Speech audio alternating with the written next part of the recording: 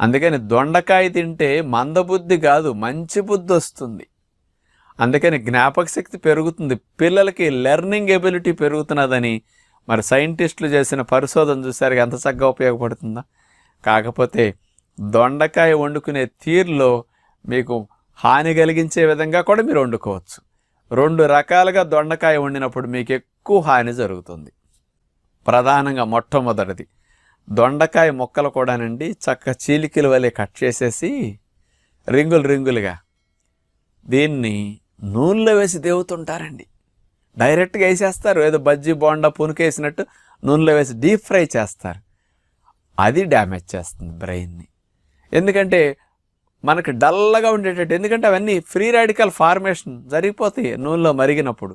అందుకని దొండకాయ వేపుడు అట్లా చేయకండి. బయట నాన్ స్టిక్ పాత్రలో దొండకాయ అంటుకోకుండా, మేము ఆశ్రమంలో 500-600 మందికి